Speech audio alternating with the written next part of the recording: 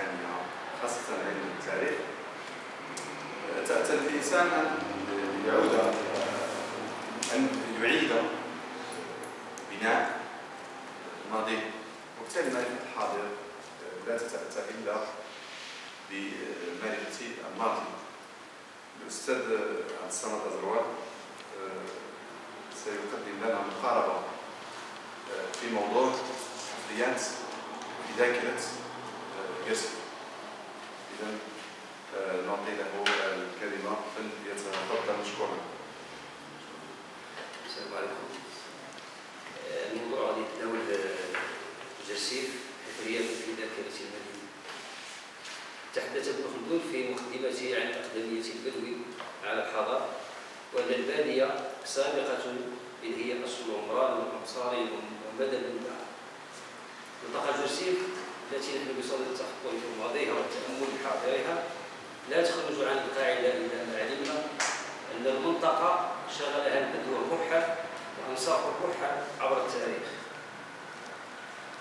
ولم تسعفها الظروف والأحداث التاريخية التي مرت بها، ولا موقعها الجغرافي من إتمام إنتاج المدينة بوصفها منتوجا اجتماعيا بحسب هنري بن رغم تنوع القبائل الناجعة وكثرتها واختلافها بسهل جرسيف، والمستوطنة أحيانا بحكم الظروف التاريخية في حقب متفرقة انطلاقا من الموريين قديما وقبائل زناتة من كناسة وأهلوطاط ومطالسة ومغراوة والعرب من معقل وهلالي. لقد عرفت المنطقة مدنا وحواضر إلى أنها تعرضت للتخريب بفعل الحروب والصراعات السياسية التي كانت منطقة جرسيف مسرحا لها، وبقيت بعض من تلك الآثار ماثلة إلى اليوم تستجدي الترميم والاهتمام. تزخر منطقة جرسيف بتراث مادي وغير مادي لا يستهان به، ينتظر من استثماره على مستويات عدة لرفع وتيرة التنمية المحلية التي يشهدها الإقليم، ومجهود الإدارة الترابية في هذا المجال غير كاف إذا تخلفت النخب وغابت الجامعة عن الخراط الفعلي والكلي في إظهار هذا التراث ونفض الغبار عنه وتثمينه، لتتوقف عملية الفصل فصل التاريخ والتراث بعامة عن التنمية المحلية والمستدامة، تلك التنمية التي انطلقت إقليميا في السنوات الأخيرة. إن التفاعلات القبلية والظروف التاريخية في منطقة جرسيف أنتجت مجموعة من المظاهر الاجتماعية والعمرانية تغري كل باحث ومهتم بتتبعها واستقصائها، وهذا العمر يتطلب جهدا وهمة عالية أجد نفسي دونها بكثير، إلا أنه ما لا يدرك كله لا يترك جهدا، فلا بد من التوقف بهذه المناسبة للحديث عن جرسيف المدينة الحائزة على قطبية المجال الذي يهمنا في هذه المجالة، ومحاولة استجلاء أصول العناصر البشرية الأساسية لساكنة جرسيف.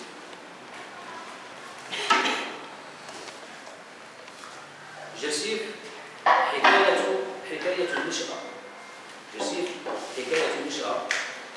من المعروف تاريخيا أن جرسيف كان دوما قاعدة الإقليم بحكم موقعها الجغرافي والسياسي، ما جعل هذا الوضع يتحكم في مسار نشأته.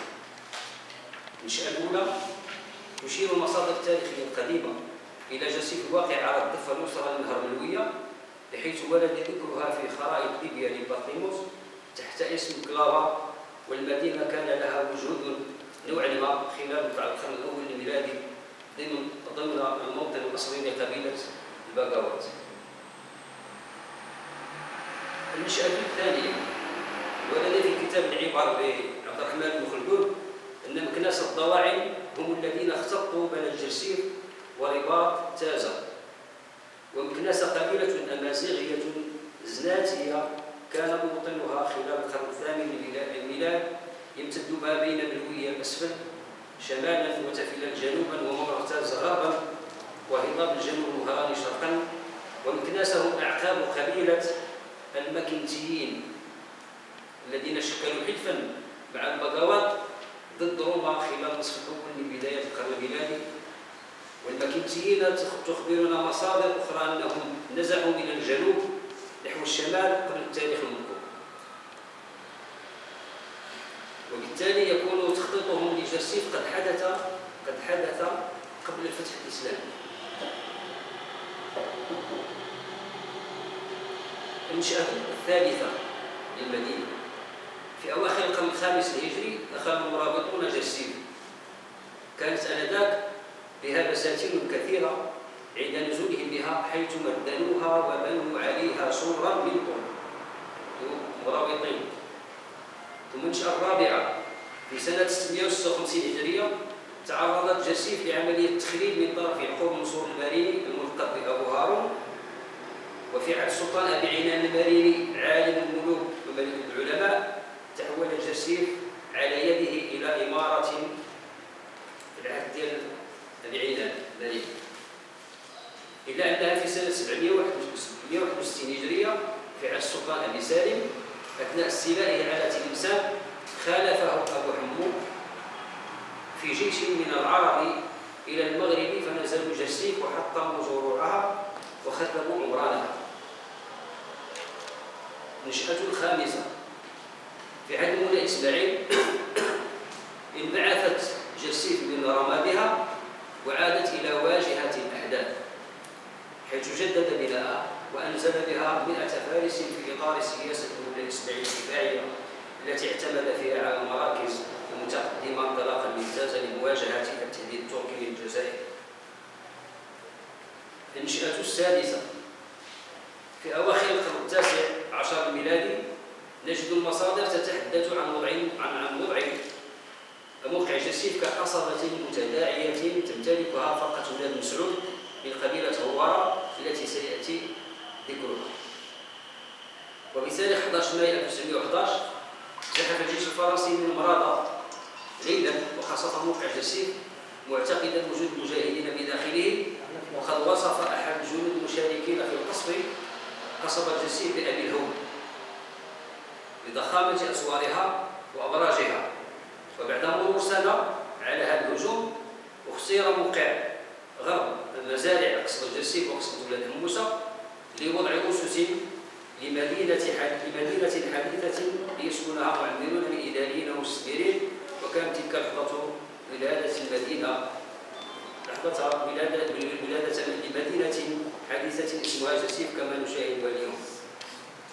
واخترم واتسع عمرانه وسكنت القبائل المجاورة من بوارة وولاد الطور بواران بوحيد ومطرسة وغيرها.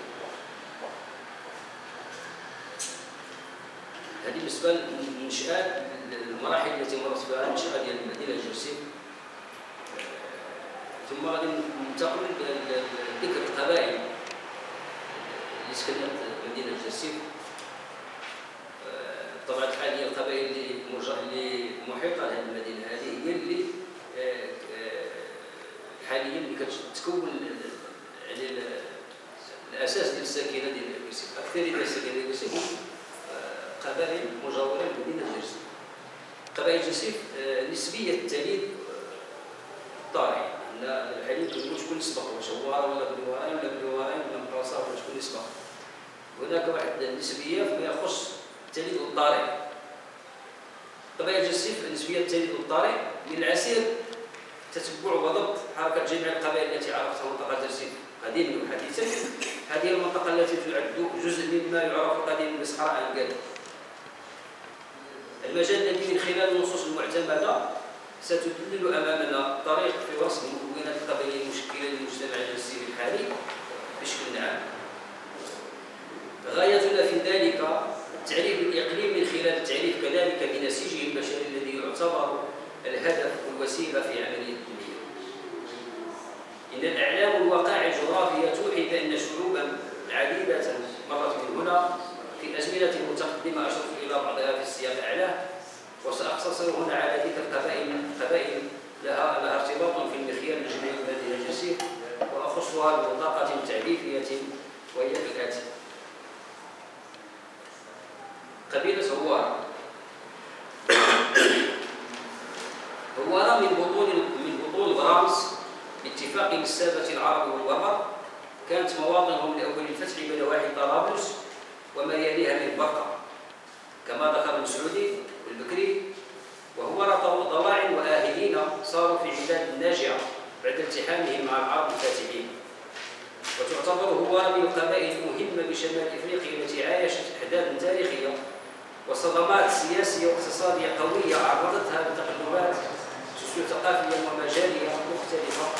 ونجد قبائل هوارة في كل بلاد شمال إفريقيا لا تختلف عن بعضها في نمط عيشها إلا فيما تفرضه طبيعة المحيط والمنشأ. هوارة جسيم لا أشك في اشتراك نواة القبيلة مع إخوانهم من هوارة شمال المغرب وجنوبه وشرقه، إلى أن وجود قبيلة هوارة بالجنوب يعني هوارة 44 أقدم سابقا عن وجود إخوانهم في الشمال وشرق المغرب، وهو ما أشار إليه الأستاذ عبد الوهاب المنصور في تحقيقه لكتاب أخبار الأديب بصورة وبداية دولة الملحدين البيض الصناجي، حيث ذكر أن قبيلة هوارة هي من يعني هوارة 44 هي من أسست مدينة أغمات هيلانا وذلك قبل الإسلام. يعني هوارة 44 ديال الجنوب هم أسبق وجودا في المغرب الأقصى على هوارة جرسيم أو مدينة جرسيم أو منطقة جرسيم. وكذلك حتى هوارة اللي كاين في السعيدية حتى هما الوجود ديالهم يعني موازي مع الوجود ديال الناس ديال جرسيم، تقريبا نفس الزمان باش دخلوا هوارة ديال جرسيم ويدخلوا هوارة ديال بركان. أما الناس ديال الهوارة ديال الجنوب هذوك سابقين في الوجود على هوارة ديال جرسيم، بحيث أن المنصور ذكر على أن نسبهم أن هوارة 44 هما اللي أسسوا أغمات هيلانا. يمكن رصد تاريخ وجود هوارة بالمنطقة الشرقية بشيء من الدقة من خلال مصادر تاريخية معتبرة كأبي عويد. نحاولوا نتبعوا الحركة ديال هوارة اللي جات من الشرق ودخلت للمغرب الأقصى، نحاولوا نتبعوها من خلال المصادر وغادي نقدروا ننظروا لدينا الزمن فاش دخلت هو جرسيم.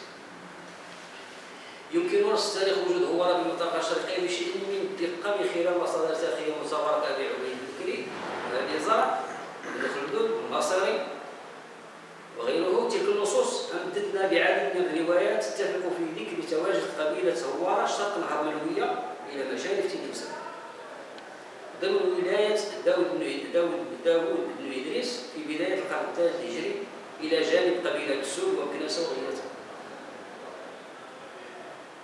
في العصر الموحدي الذي شاهد دخول قبائل بن معقل يعني كانوا يقولون بديكي إلى المغرب الأقصى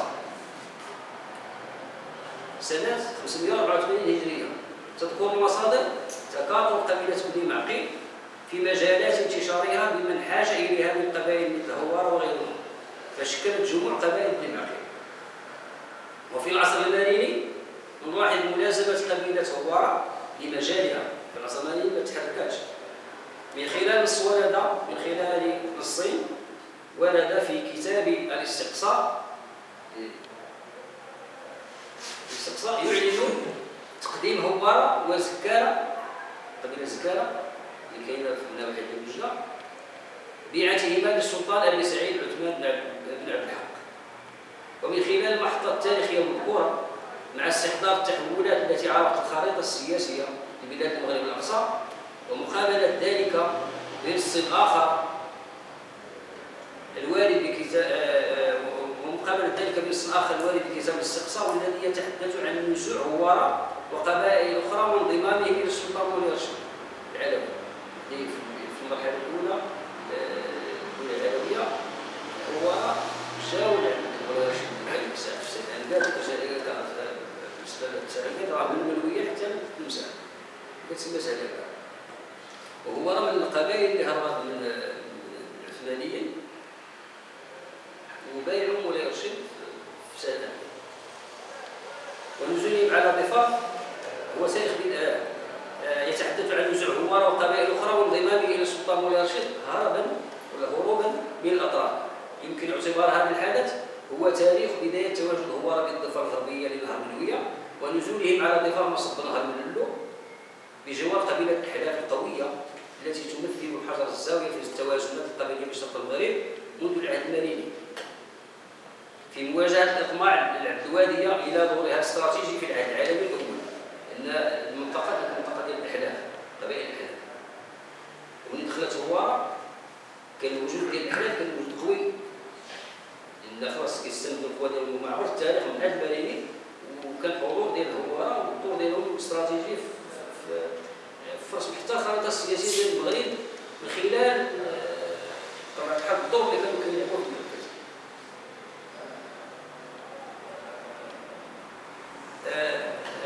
بجوار قبيلة الأحلاف القوية التي تمثل حجر الزاوية في التوازن القبيلة بشرق المغرب منذ العهد المريني في مواجهة الأطماع العبدواديين هما إخوان ديال بني مريم وكان واحد الصراع يعني لسنوات وهذا بينهم وبين بني مريم. كانت الأطماع ديال العبدواد باش يسيطروا على شرق المغرب وكانوا بني مريم باش يصدوا الهجومات والأطماع ديال بني عبدواد كانوا كيعتمدوا على القبائل اللي كانت في المنطقه ديال الأحلاف بحاليا ديال الكاسيل اللي كانوا عليها. والأحلاف ماشي وحدهم اللي كانوا ناس اخرين ما ذكرناهمش انا بل كان مثلا بني سويد من اصول الهلاليه كانوا في مرادة كيشكلوا واحد القاعده عسكريه كتصد على الهجومات ديال بني عبدواد. وبني سويد هما اللي جابوا بني هلال للمنطقه واللي جابوهم وحطوهم هنا على اساس باش يكونوا سند لهم ودعم باش يصدوا هذه الهجومات ديال بني عبدواد على المغرب الاقصى.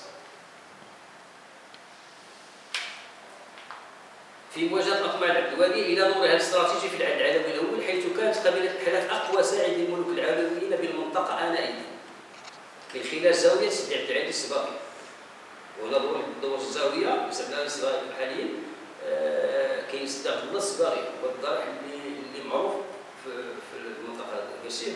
اما سيدي عبد العزيز السباقي اللي هو المؤسس ديال الزاويه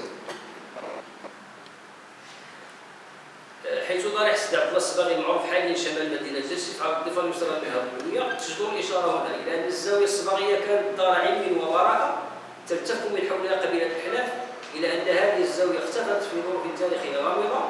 واذا كان ان نجتهد في معرفه سر هذا الاختفاء يمكن القول ان ذلك له علاقه باندحار قبيله الأحلاف الى ضواحي حيزاوية بعد انهزامها امام قبيله هوارة واخوه البارحه من قبيله الأحلاف نسوى في خبر يقول بظروف هذه الوجهات. في اواخر القرن التاسع عشر الميلادي نشب صراع قبلي حول المجال بين هوارة والأحلاف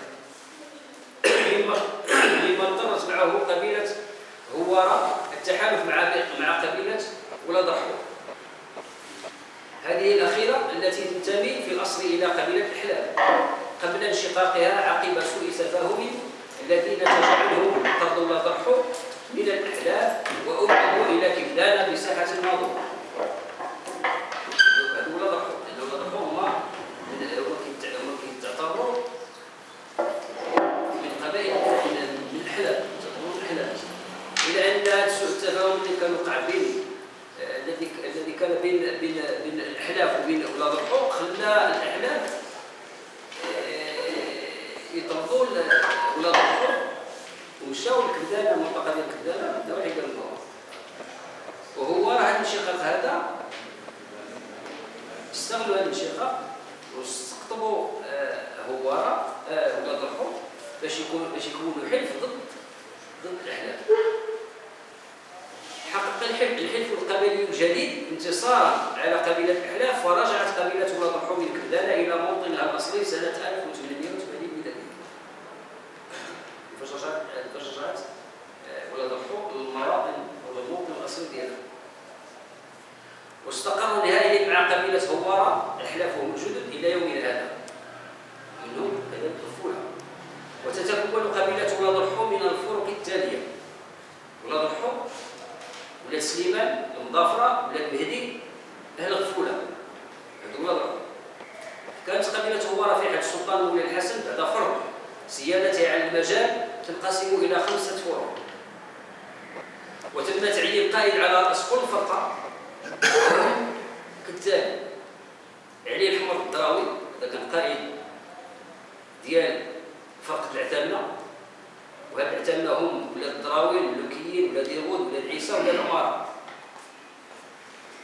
قائد اخر سميتو محمد بن الحاج القردادي، قائد ولايه السديره والمزاشه، هذو في عهد الحسن الاول. الشيخ الطيب الحافي قائد زربان ولاد مسعود وفرقه ولاد مسعود.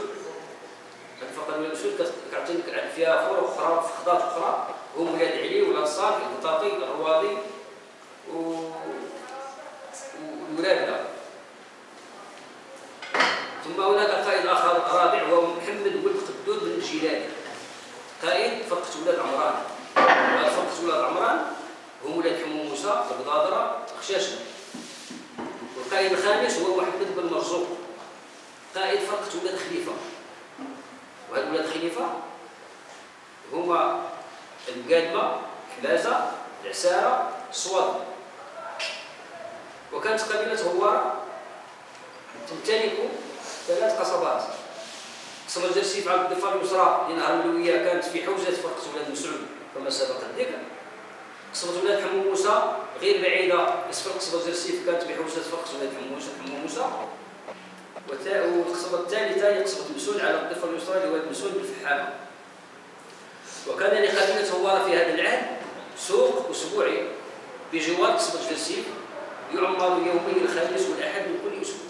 كل أسبوع كانوا كيديروا هذا السوق حتى القصبة ديال جرسيف. دابا حاليا نضاف هذيك القصبة وكلا عمرها.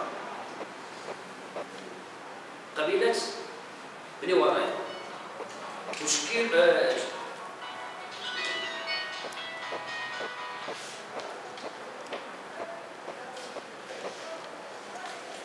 قبيلة بني وراين تشغل قبيلة بني وراين سفوح جبل بيبلان وجبل بناصر صيفا، وفي فصل الشتاء تنزح نحو منتجعاتها بالمجالات الرعوية المحيطة لجرسيف كاينة زيرة وشفرطة، ما جعلها تصطدم مع القبائل المجاورة خصوصا مع قبيلة هوارة في القرن التاسع عشر الميلادي، نتج عنه صراع محتدم حول المراعي حيث لا تزال الذاكرة الشعبية لكلا القبيلتين تحتفظ على بعض من تلك الأساطير.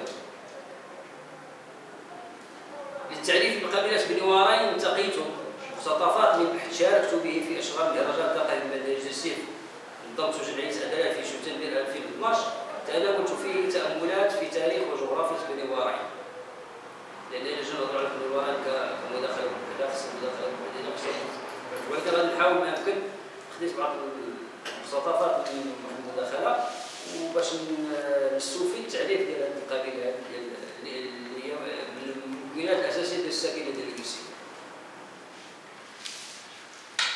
لم يظهر اسم بني وراين على وجه الأحداث التاريخية إلا في عهد العلوي الأول، وإن حاول بعض الباحثين افتراض أن قبيلة بني وراين هي نفسها قبيلة بني واف أو بني وارثين التي انتهى بها الترحال في العهد المرابطي جنوب مدينة فاس.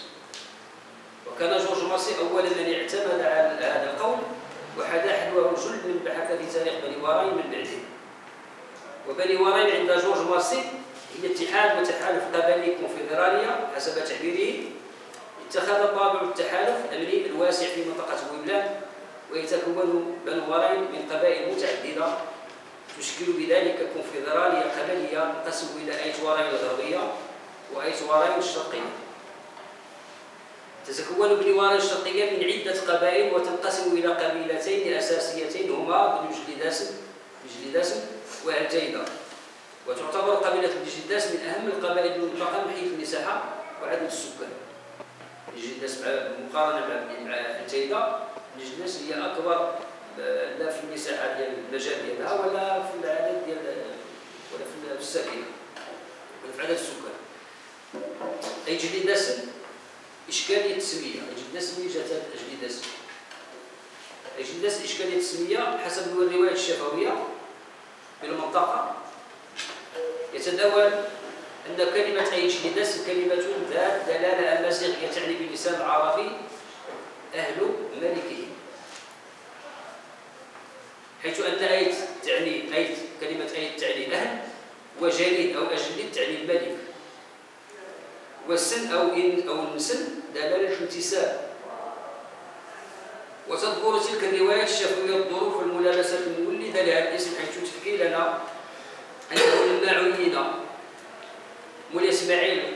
عين مولاي إسماعيل العلوي القائد سعيد بوعشاب على بني وراين بدأت هذه القبائل القبائل تؤدي الضرائب للسلطان، وبذلك أصبحوا خاضعين لهم لحكم السلطان برضاهم. وأطلق عليهم اسم أي جليداس لتمييزهم عن القبائل الأخرى الرافضة لأداء الضرائب.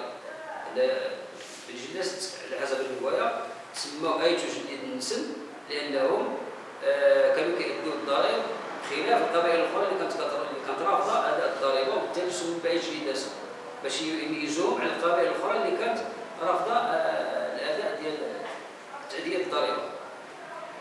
إلى أنه في نظرنا أن القريب إلى الصواب في استجلاء أصل تسمية قبيلة بني جليداس أن كلمة جليداس هي اسم علم أمازيغي كباقي الأسماء الأمازيغية الأخرى المهجورة بطبيعة الحال، حيث نجد أعلام أمازيغية تحمل هذا الاسم كما ورد في كتاب التشوف إلى رجال التصوف لابن الزيات، حيث ترجم لعلمين أمازيغيين من رجال التصوف بالمغرب، وهما أبو مهدي بن جليداس وأبو يحيى أبو بكر بن جليداس الصنهاجي.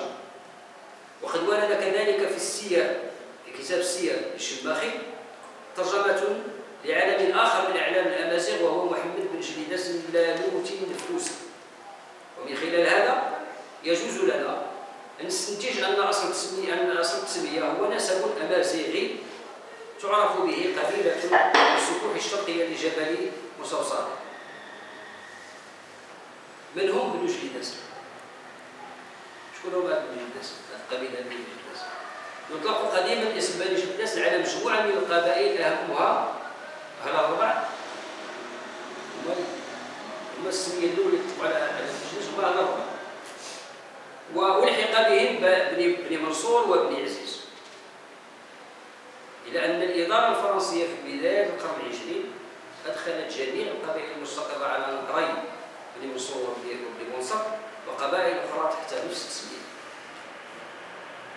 هذا التعدد القبلي لابن جليداس يوحي بتنوع أصولهم واختلافها، وهي النتيجة التي تنبه إليها جورج مارسي في دراسته لإبنيات قبيلة ابن جليداس، واعتبر نواة أصول بعضها من أصول عربية كقبيلة بني منصور.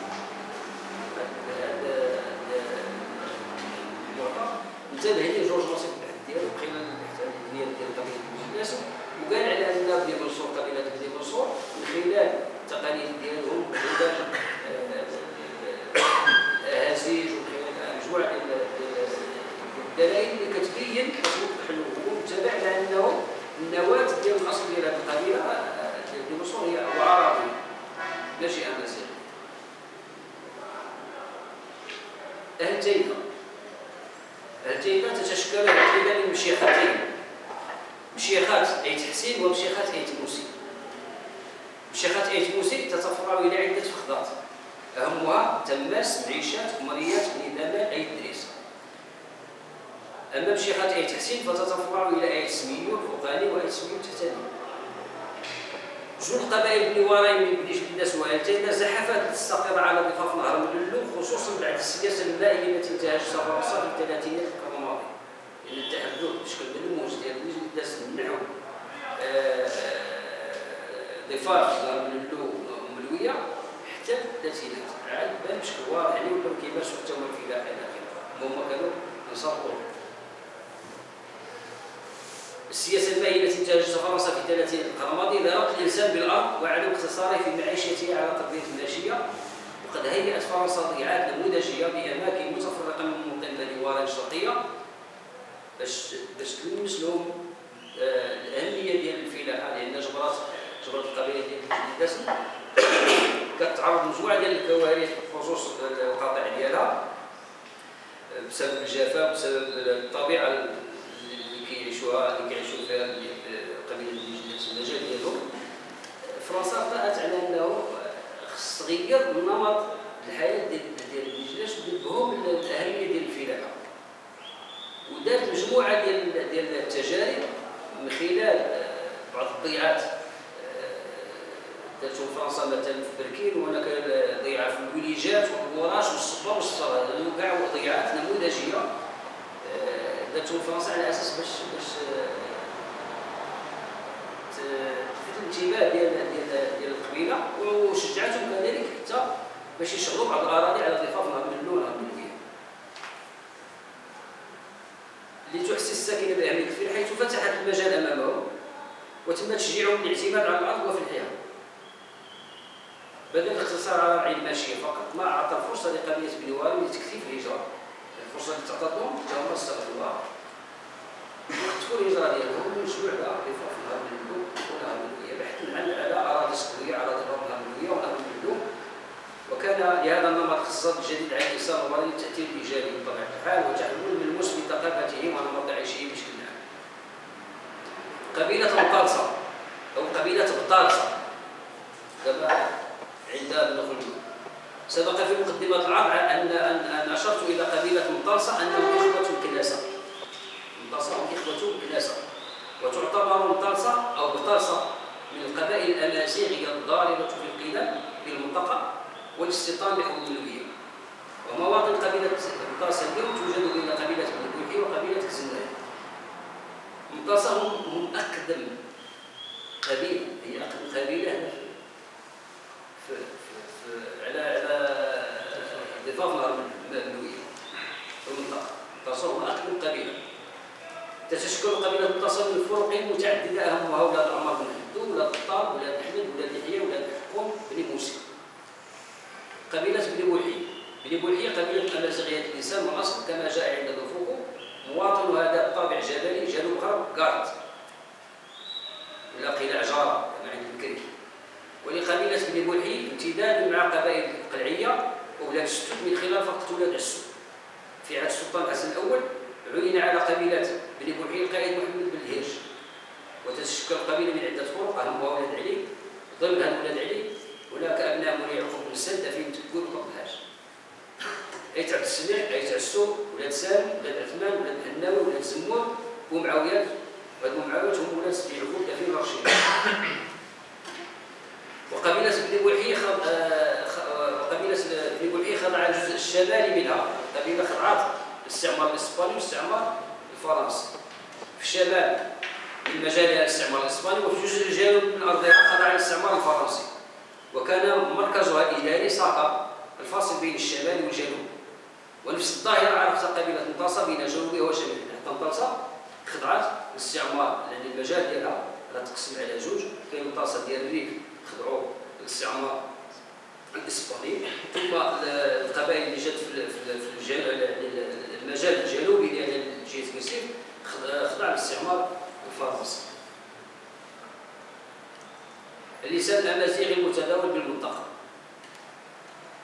اللسان الامازيغي بشكل عام يذهب البعض الى تقسيمه الى ثلاث اقسام: تشحيت في الجنوب، وتمازيغ في المغرب الاوسط والجنوب الشرقي، ثم الزناتيه في الريف.